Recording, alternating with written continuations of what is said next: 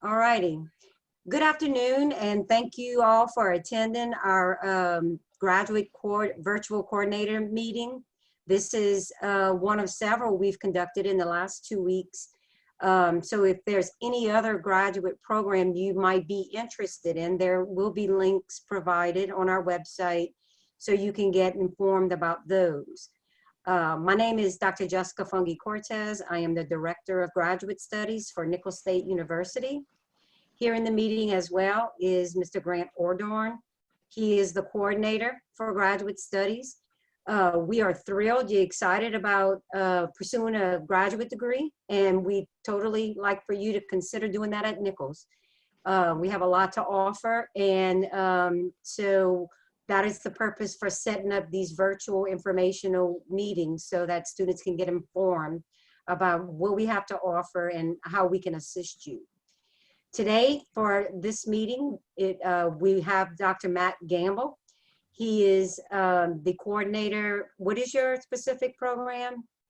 Well, the specific program is called the Master in Community College and Technical Math, the MCCM, but as I was explaining to Sarov, it's still basically a Master of Science degree in math, so. Well, good deal. Well, I'm gonna give the meeting to him and he can take over. Okay. Well, thanks Madison and Sarov for joining us. So let me basically start by kind of talking about what our program is. We have a lot of different types of people that come into our program. There's a lot of teachers that come and do it for professional development, but we've also had people who have gone on to pursue more terminal degrees like a PhD. We have some people that are working in industry. So we have a lot of different type of people that come into our program.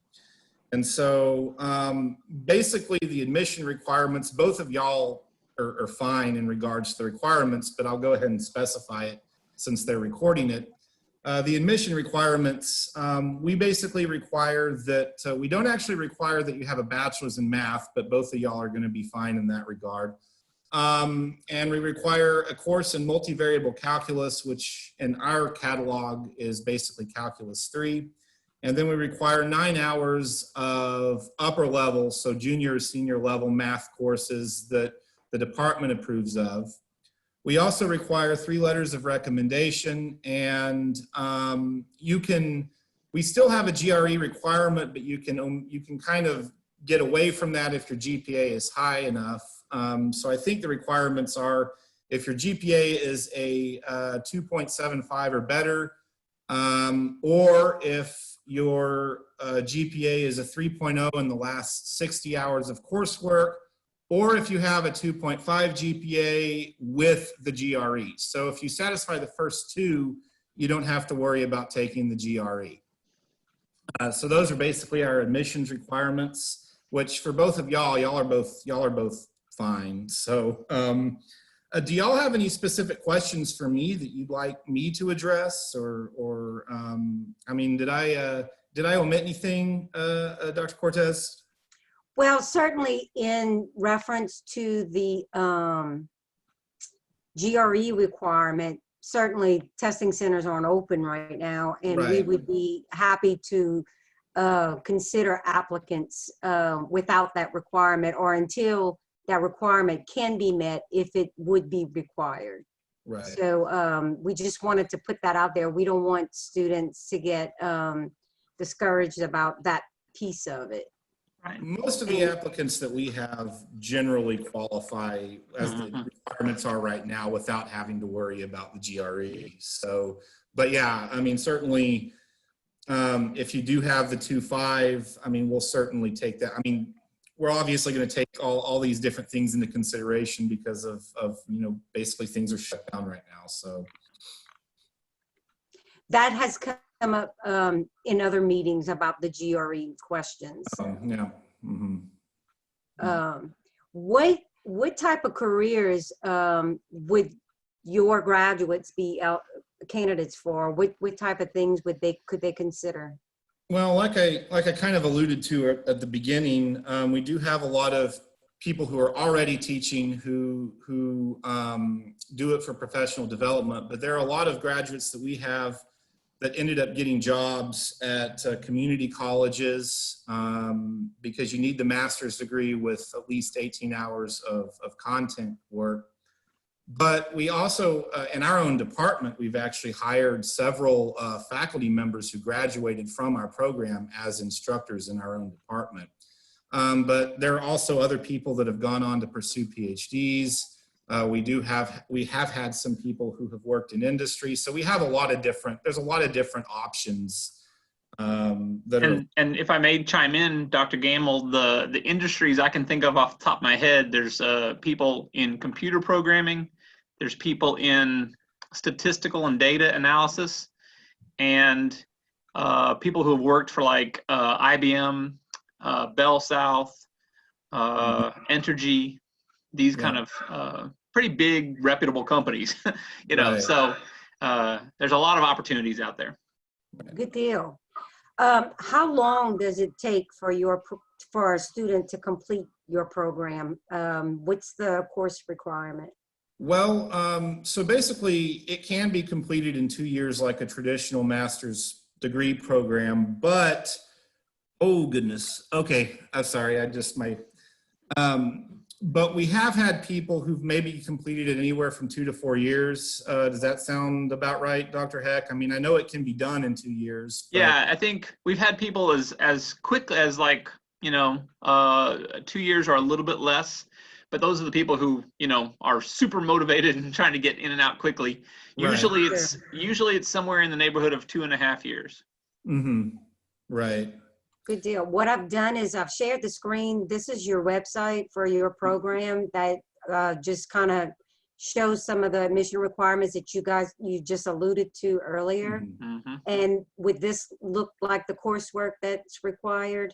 Correct. Yeah, I mean, those are the basic, those are the required core courses. And then aside from those, we offer plenty of electives. So, I mean, you have about 15 hours, I think, 33 hours altogether.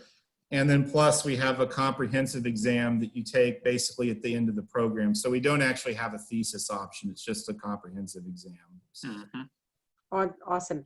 And how are your classes delivered? Or are they face-to-face, online, hybrid? What is the program? So our program is pretty unique in that it can be completed entirely online. So we do have people who, we do award graduate assistants, mostly to people who, a lot of the people that get those are our undergraduates who become part of the program. So we do have graduate assistantships that we offer for people who live in the area, but the program can be completed entirely online. So. Awesome. And just to kind of go back to the screen, these are some of the career opportunities listed on the website that we were just kind of talking about earlier. So,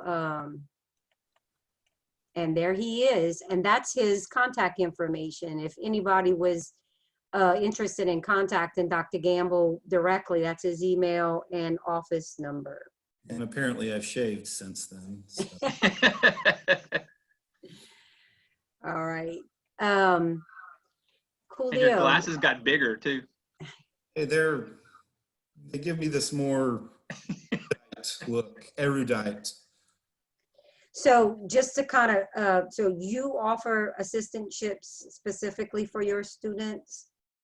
Yes, I mean, most of the people that get them are people that live in the area, obviously, because for our assistantships, we basically staff our students in the MU lab, which is basically a tutoring. They basically tutor a lot of the lower level courses like college algebra and things like that, and we basically pay them to staff. And I think that the assistantship also comes with a certainly some sort of tuition abatement. Am I correct? That's correct. Yeah. And if I could chime in, with our program being entirely online, at least half of our graduate students currently, but it fluctuates, but our students are all over the country. We have students in probably 8 different states, I would guess right now. And that experience in and of itself has proven beneficial. We find Louisiana students who grew up in Louisiana school systems with Nichols mathematics. when they start interacting with people in North Carolina or California or Minnesota, or in some cases we've had people even in other countries, they gain a new perspective that they weren't aware of. You know, those students don't know about our systems and vice versa. And it's been really beneficial. But like Matt was saying, the assistantships are definitely an on-campus opportunity, and students have to be local for that. How do they apply for those assistantships? This is financial aid, so what would be the process?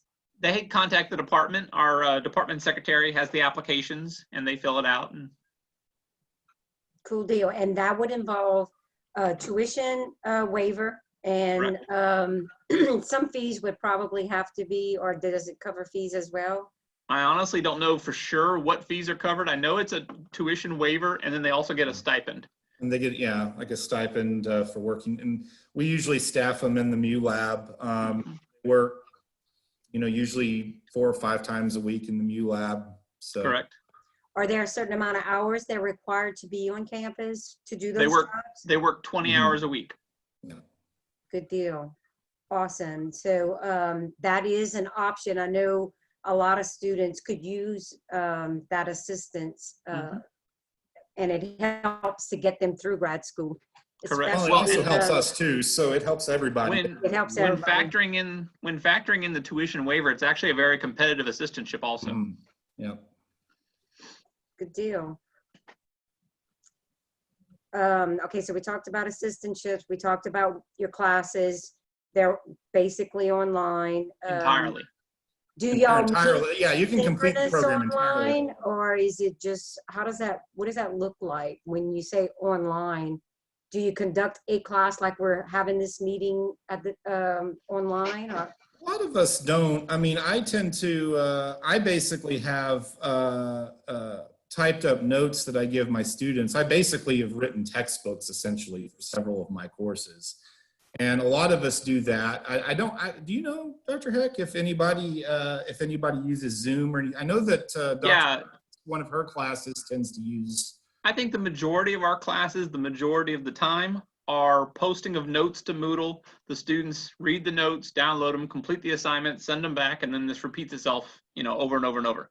But there are some instructors or classes from time to time utilize this kind of stuff. Certainly more now than it used to be. Right. But in particular, we have a class called Technology and Communication in Math, 584. And that class is essentially about, you know, writing up mathematics and presenting that math. And so there's a presentation component where they get together. I think they've used Adobe Connect in the past. Yeah, they've used Adobe Connect in the past. They might be, you know, doing other things this fall when it's offered again. I, for example, had no idea about Zoom or Google Meet or any of this before 8 weeks ago. So when I teach classes, I might utilize these tools more just because I know they exist now. Right. I've tried to use Adobe Connect, but I got frustrated and left that alone. But I find a Zoom platform is a lot user-friendly. It's a lot easier to use. To set up the meeting, send out the invite, conduct the meeting. Yep. And I've been using Zoom for a couple of years now, and it helps the interaction. So certainly, it's all a little big learning curve. We're learning about some all kind of different ways to teach online. Yep. Well, cool deal. Dr. Heck, would you like to add anything before we close? No, I don't think so. I think that's pretty good. Sarav and Madison, if they have questions, of course they can ask, but y'all have questions? No, I was just, you know, like I talked to Dr. Gamel for a bit before we started, but I don't have any specific question as of right now because I'm just exploring options. Well, good okay, deal. what about you, Madison? You have anything or anything you'd like to ask or add? Yeah, I mean, same for me because I know it's still really early for me, especially. But just kind of wanted to know more about like requirements and like where I was at and stuff. But yeah, you're right in line. You're doing great. How much longer do you have? You have 2 years left? I still have 2 years. Yes, sir. Yeah. there's also the opportunity just for you to know, as a strong student that I know you are, you might be interested in this. Students in their last year or semester, one or the other, can, undergraduate students I'm talking about, can get a head start on graduate courses. There's some requirements that are necessary, but they're fulfilled by strong students. So you'd probably be all right. We've had students do that in the past. Correct. So, And so you could get a head start on some of the courses when you get to your last year, or maybe it's your last semester. I can't remember which, but essentially you can get a head start, and it's just an idea, get your foot in the door kind of. Because I was talking to my education advisor about that, because she had also mentioned that, but I didn't know how that worked with like residency now that they're doing that for the education part of the math. Oh, right. That could be a factor. You're right. Right. yeah. You're yeah. secondary education concentration. Yes, sir. Yeah. So that might be, it might be a little bit different for you. I think she would be fine. I think the way we're defining residence is enrollment. So you would qualify, Madison. I'm in the psych department and work with students who they're undergrad of psychology, and a lot of them stay in and go straight into a master's of clinical mental health or school counseling. And we've had some students that, you know, they finished up their undergrad and still had some TOPS quarters and wanted to start on their graduate degree. So, you know, if that's certainly an option, if, you know, and then we've also had some whippersnappers like yourself who just run through the program and they have some extra room to pick up a class. Right. So we can do that. There's a form that you can get from Mr. Ordorn or myself, and we can work on that. We can help you with that. Awesome. Thank you all so much. No problem. And what I've done is I've shared the screen to indicate our contact information for myself and Mr. Ordorn, my email, our emails, and contact numbers, so that if you have any questions whatsoever, you can contact us, and we can certainly help you or direct you wherever you might need to go. So. And of course, Madison, Sarah, you both know where my office is. So if you have any questions or anything like that, feel free to just poke your head in. Hopefully we'll be back on campus here before too long. But and if you go visit Matt's office and you want to turn around, you can visit my office too. Well, yeah. And certainly anyone viewing this recording, if you're interested in the program, Dr. Heck, Dr. Gamble, myself, Mr. Ordorn, we can help you out. And congratulations on the decision to work on a graduate degree. That's awesome for you. And like I said, we're here to help in any way, shape, or form we can to make that happen for you and make it, you know, as easy as possible. So with that said, I'm going to go ahead and stop the meeting. I'm going to end the recording. I appreciate everyone being here today, and I hope you have a great afternoon. And I wish I was on that beach behind you. Thank you all so much for hosting Thank you. this. It was All very right, good informational. deal. Have a good one. You too.